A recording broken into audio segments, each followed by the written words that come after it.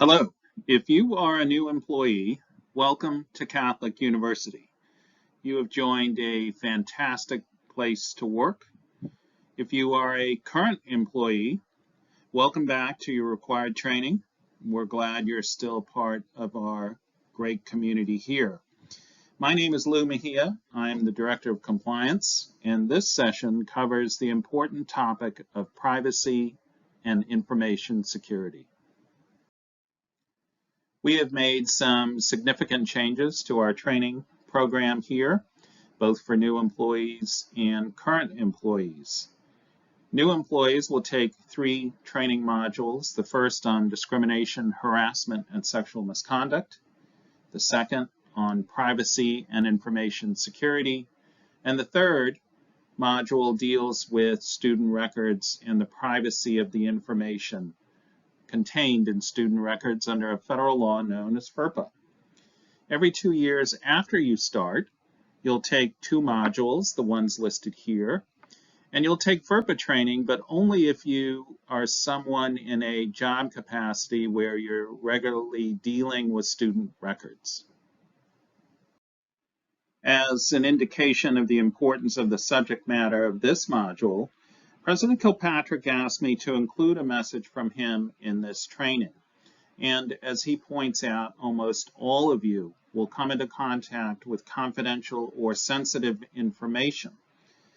As he emphasizes, we are all legally and ethically obligated to protect the information provided to us by students, alumni, staff and faculty, and third parties.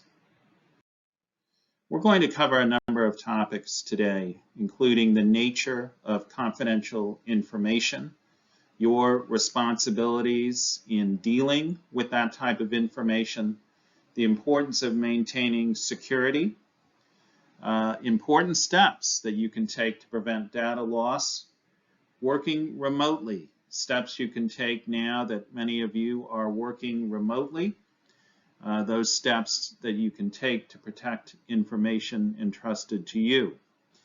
Taking care with your mobile devices and reporting lost or stolen information if that occurs. I think the best way to think about privacy and your privacy responsibilities is to think about your own personal information and how you would like others to treat it.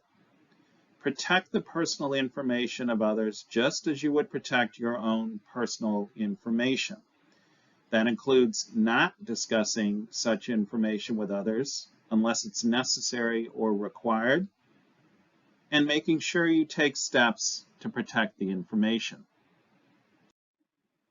During your day-to-day job activities, there is no doubt that you will be exposed to confidential information.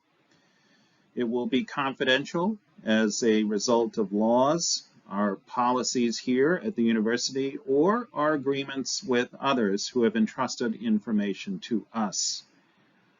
Pay special attention to student information, medical records, health information, and personal financial information.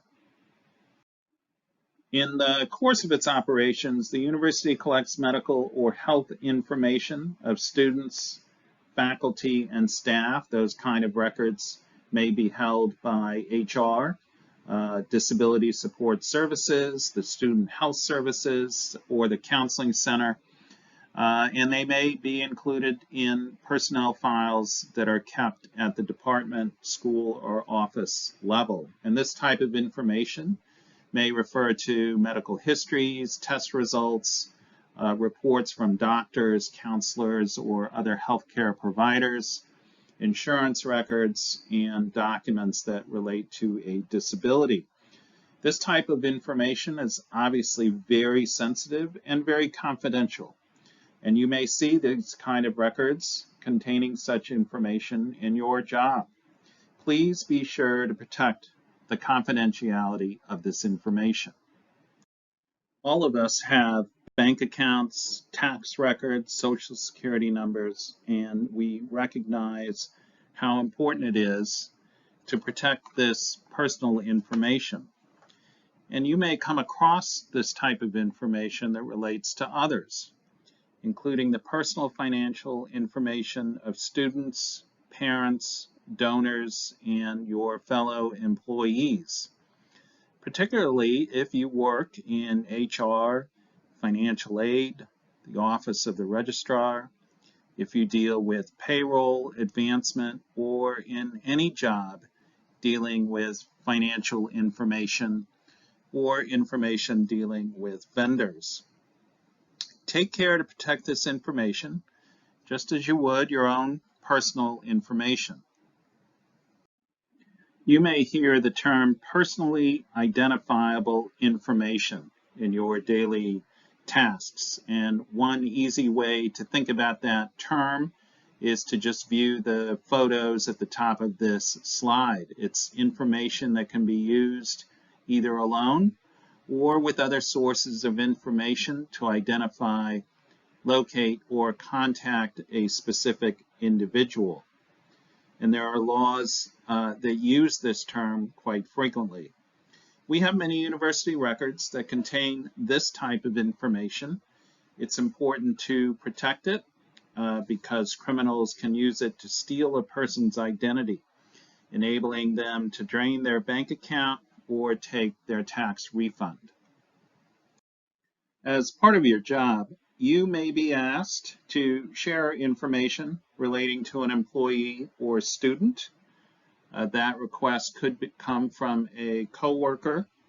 It could also come from someone outside the university. And before you share any information with even a coworker or someone outside the university, it's important to determine whether that information is confidential. Does it relate to a specific individual here at the university? What kind of information is it? Can the information be used to identify or contact a specific person? Is it information that may be available publicly?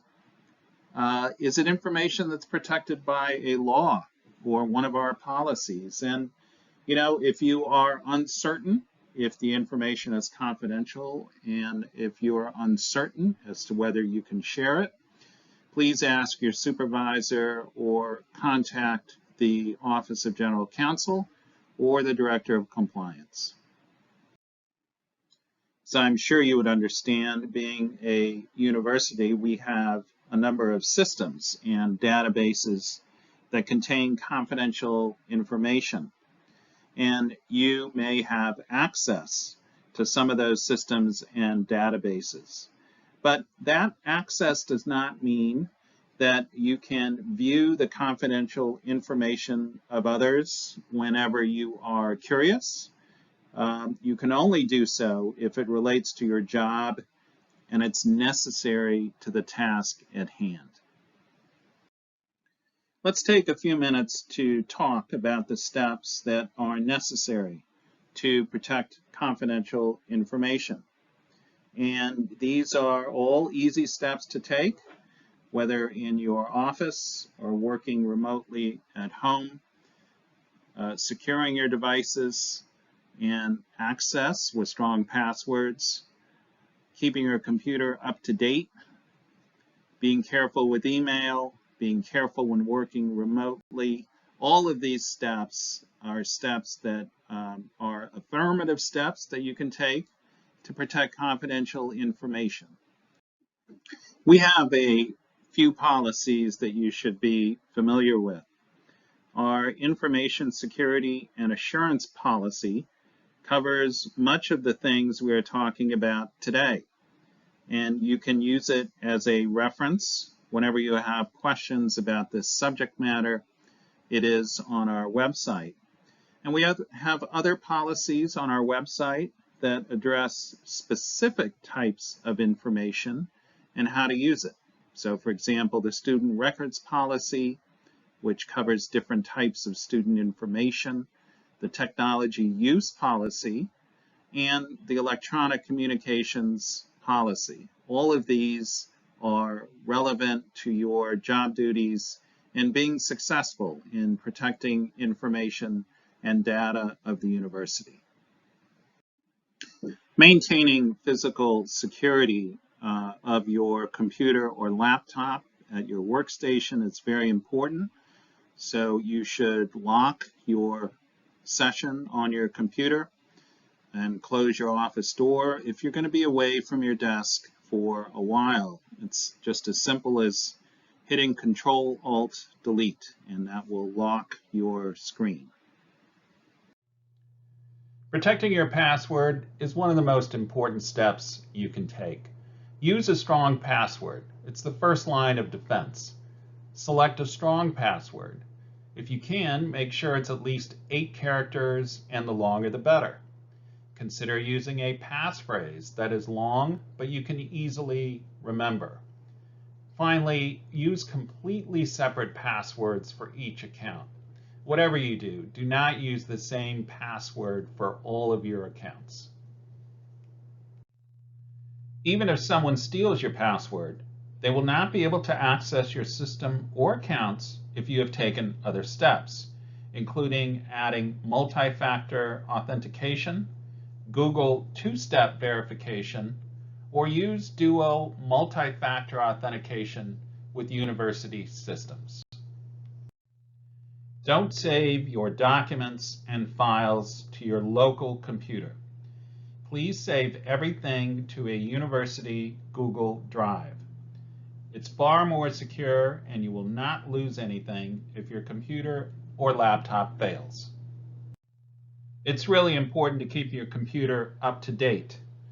When you get a restart notice on your computer, such as what you see on the screen here, it's for the purpose of updating your system. So save your work, hit restart as soon as you get the message. It only takes a few minutes.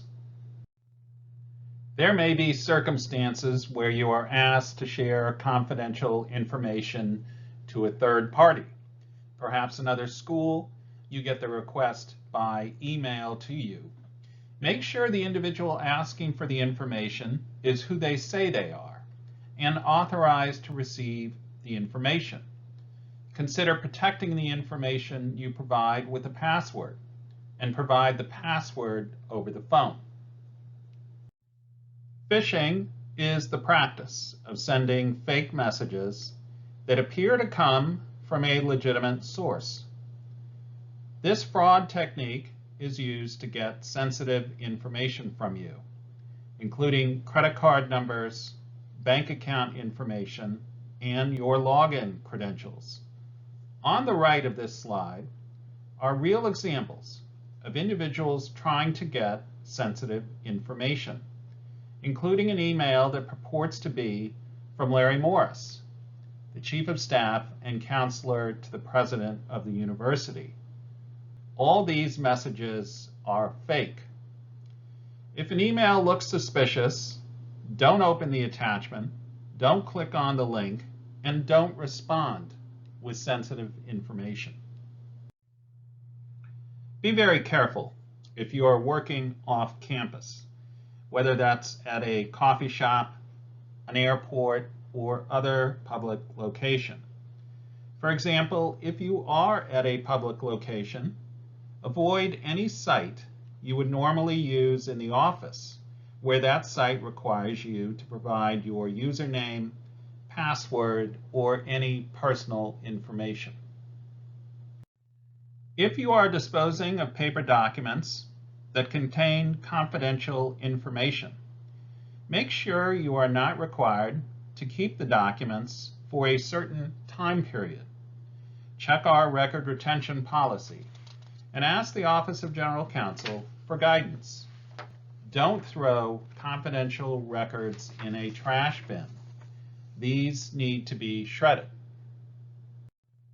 If you need guidance or assistance on any of the topics we have covered today, you can contact Technology Services, the Office of General Counsel, or the Director of Compliance.